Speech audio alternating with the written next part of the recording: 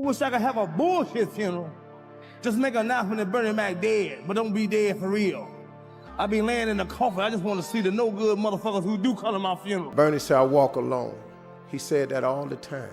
We've heard it 1,000 times in interviews and everything. But when Steve Harvey spoke at Bernie Mac's funeral in 2008, he got emotional and said Bernie was the one carrying the whole King of Comedy movement on his back. But according to stories that started spreading later, there was way more tension between them than people realized. Rumors started flying that Steve was jealous of Bernie's success and even tried to slide into movie roles that were meant for Bernie. Now, allegedly, several people connected to both comedians claimed there was real competition behind the scenes. And it gets even messier. Some reports started pointing at Steve's wife, Marjorie, too. People around them claimed she was constantly hyping Steve up and telling him he was funnier, smoother, and deserved bigger Hollywood opportunities than Bernie.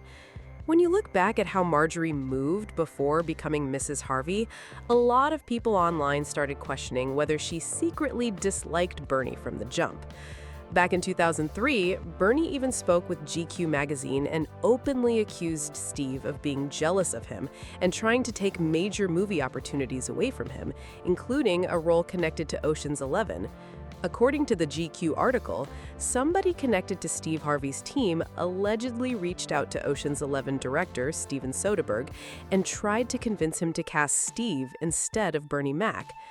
Bernie told me something, I believed it because he never lied to me. He told me that when he got Oceans, Steve called the producer to try to get his role and even wanted to take less money, and the producers told Steve no. That's what Bernie told Ed Lover. That story instantly had people looking at their relationship differently, because on the surface, they always acted cool with each other in public. When GQ asked Bernie how he felt after hearing about it, he stayed calm but made it clear he saw how shady Hollywood could get. Bernie said, "The Hollywood game that we're in, it's a cold game." He also talked about how fame changes people and why he refused to play dirty just to get ahead. You feel that the beef between Bernie Mac and Steve Harvey was because Steve Harvey was getting a lot of network love during the time and Bernie Mac not so much? Yeah, and then Bernie started to get it. Bernie said in the GQ article that when he got Ocean's 11, Steve had reached out to the producer. The sad thing about it is all of us are doing well, so I don't really see the problem. It didn't bother me because I see the big picture, Bernie said. When they told me about it, what could I do? I'm not going to sling mud. I'm not a rapper. I tell jokes. I try to make people laugh. I'm not going to sling mud. Steve and anybody else can say whatever they want to say. Ain't nobody got no control over me. I have the control. Bernie did not stop there either. He also accused Steve of having a huge ego and pointed people straight to the Kings of Comedy footage. Bernie said, "Go back and look at the Kings of Comedy tapes. Whenever he introduced his buddy, Cedric the Entertainer, it was all about himself." So yeah, I knew about it. Did it piss me off? Nah, you can't piss me off. You ain't that good. After that situation, Bernie Mac reportedly started seeing Hollywood in a completely different way.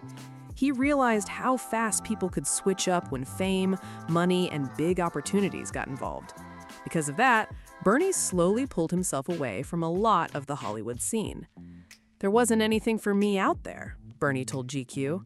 Then, while talking about his personal life, he made it clear where his real happiness was. Referring to his wife and daughter, Bernie added, "I had the best right here at home." In 2010, 2 years after Bernie passed away from complications related to pneumonia, Steve Harvey appeared on Conversations with Ed Gordon and finally responded to the accusations. Do you remember that Bernie Mac died from complications of pneumonia? When asked about Bernie claiming he tried to take movie roles from him, Steve pushed back hard against the story. "I was upset at first because it just wasn't true. Me and Bernie had a lot of good times together, and then this article in GQ came out and put all this vicious stuff in there." Steve basically suggested the magazine may have twisted the situation and blown the drama out of proportion. But a lot of people pointed out that GQ directly quoted Bernie throughout the interview, and interviews like that are usually reviewed before publication. So to a lot of people watching from the outside, it started looking like Steve Harvey was trying to downplay how serious the tension with Bernie really was.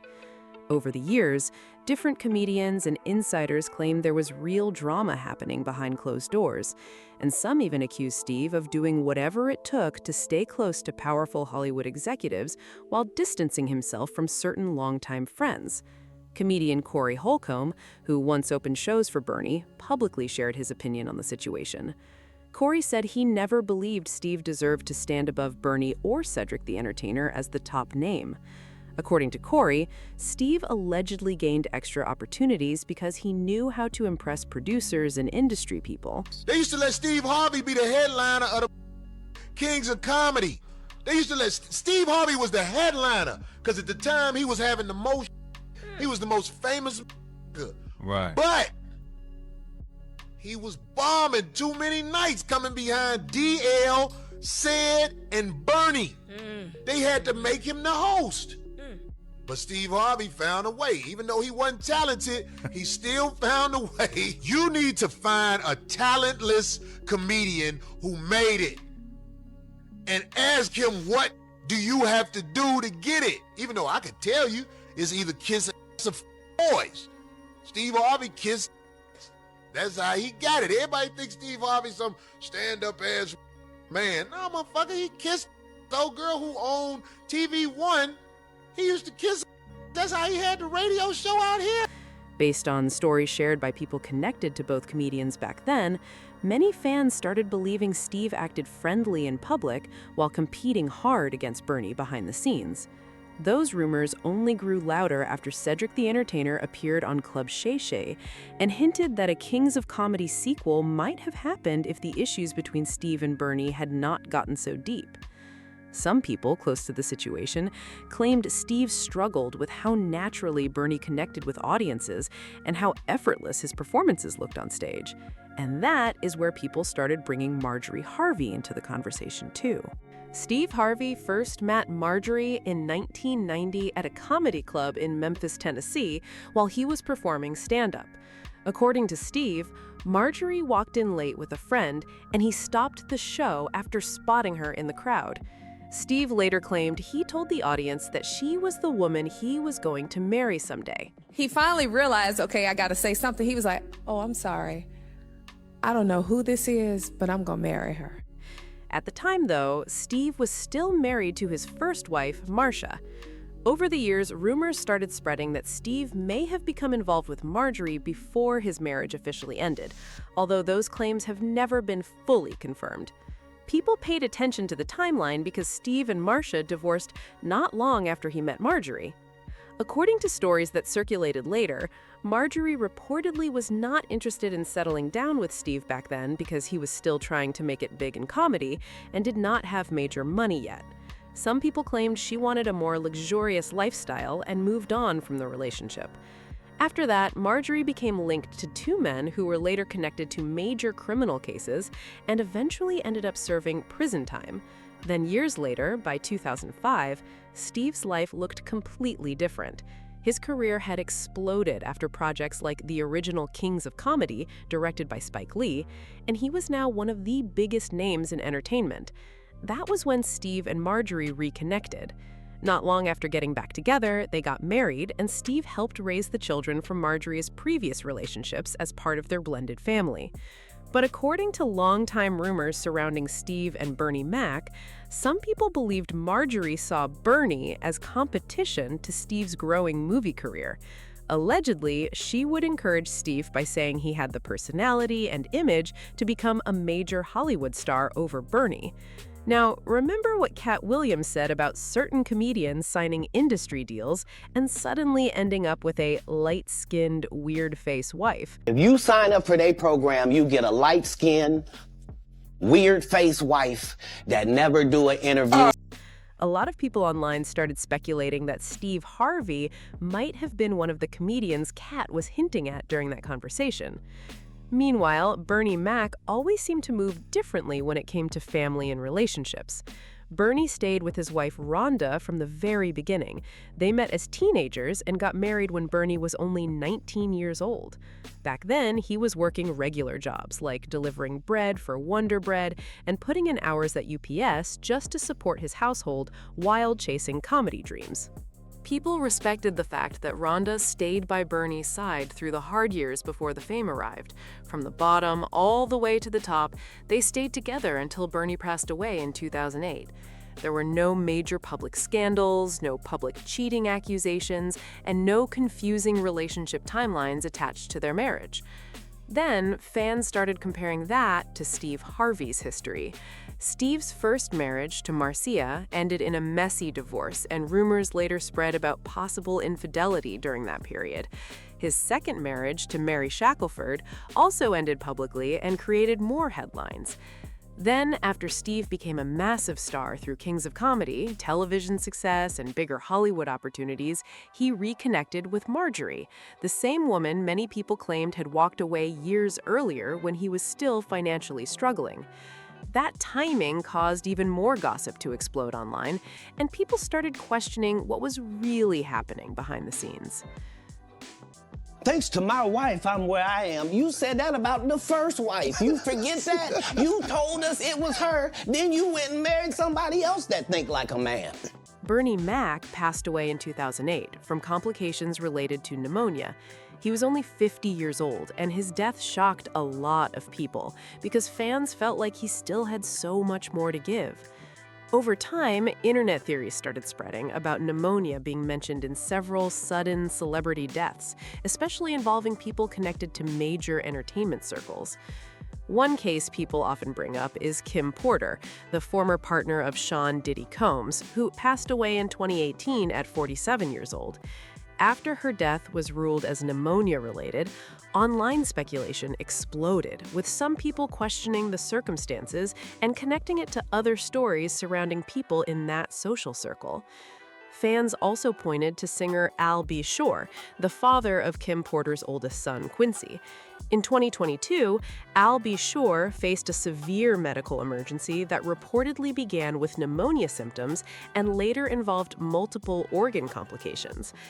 After recovering, he publicly shared that he had concerns and personal suspicions about the situation, while also mentioning warnings Kim allegedly gave him in the past. Yes, many, many years ago, I posted some information that was, basically trying to save my life. And thank goodness to my ex, the wonderful Kim Porter, the late Kim Porter, who, kind of warned me all along the way to, just kind of watch your back, so on and so forth. And I didn't understand why. Because of Diddy. Basically. Do you believe that she died of pneumonia? Absolutely not. People online have also connected other celebrity deaths to these discussions, including rapper Heavy D, who died in 2011 from a pulmonary embolism, and actress Brittany Murphy, whose death, along with her husband's death months later, became the subject of years of public speculation and conspiracy theories. Then there was Jamie Foxx in 2023, when news suddenly broke that he had been hospitalized because of a serious medical emergency. For months, people online kept guessing about what happened because very little information was released publicly. Jamie later confirmed he went through a major health situation, but chose not to share every detail, which only added more speculation across social media. More recently, former music artist Freddie P. appeared on a podcast and made controversial comments accusing Sean Diddy Combs of what he described as medical warfare. Jamie Foxx, he got sick, almost died. Al B. Sure, he got sick, almost died. Kim, pneumonia, she got sick. So Heavy D, sick. Justin Bieber, half of his fucking face dropped off. He survived. He playing a medical-induced warfare game. He's playing a medical warfare game. And that's why when them crackers and them feds read that paper, they was like, it's so many doctors and physicians. You got to think, if I'm a billionaire and I pay for your scholarships, right? I done got scholarships for so many. When I step to you and I need a favor, you going to be there. And now when you incriminate yourself, you forever guilty. You a part of the party. Now you got to come to the free calls. Because when I needed you to get that medicine or to slip that, he got stuff that he can slip in drinks and get you f***ed up for the rest of your life. Those claims quickly spread online, although no evidence has publicly confirmed those accusations. That led some internet users to start connecting unrelated situations together. People noticed Steve Harvey had been seen around Diddy over the years, and later Steve's daughter, Lori Harvey, briefly dated Diddy as well. Because of that, conspiracy theories started growing online about possible hidden connections and favors behind the scenes. There is no confirmed evidence linking Bernie Mac's death to any of those rumors or theories, but some fans continue questioning why pneumonia has appeared in several celebrity health stories over the years. Supporters of Bernie often describe him as somebody who stayed grounded, avoided heavy Hollywood drama, remained loyal to his longtime wife, and focused more on family than industry politics. Meanwhile, critics online have accused Steve Harvey of being more willing to play the entertainment industry game to maintain fame and success. After all these stories started resurfacing online, fans began looking back at old interviews, comedy specials, and behind-the-scenes moments between Bernie Mac and Steve Harvey with a completely different perspective. A lot of people noticed that Bernie always came across as calm, confident, and unbothered whenever the topic of competition came up. He never sounded like somebody desperate for Hollywood approval. Steve, on the other hand, has faced years of accusations from critics who claim he was extremely focused on status, power, and being seen as the top comedian in every room. That perception only grew stronger after multiple comedians started speaking out about how cutthroat the entertainment business could get behind closed doors. What makes the whole situation even more interesting is how many comedians still praise Bernie's authenticity years after his passing. Even people who disagreed with him respected the fact that he stayed true to himself and did not publicly tear others down to climb higher in Hollywood. At the same time, social media keeps bringing up old rumors about Steve, Marjorie, and the alleged rivalry whenever conversations about the Kings of Comedy era start trending again. Some fans believe there was real jealousy involved, while others think the internet has exaggerated the drama over time. Either way, the debate never fully disappeared, and Bernie Mac's name still carries a level of respect that continues to stand strong across comedy and Hollywood today. So after hearing all these stories, interviews, rumors, and industry theories, what do you think really happened behind the scenes between Bernie Mac, Steve Harvey, and Marjorie Harvey? Do you believe Bernie was simply caught in the harsh reality of Hollywood politics? Or do you think there was something deeper going on that fans still have not figured out? Drop your thoughts and theories down in the comments. Make sure to like this video, subscribe to the channel, and share this with anybody who remembers the Kings of Comedy era. Stay tuned for more videos coming soon.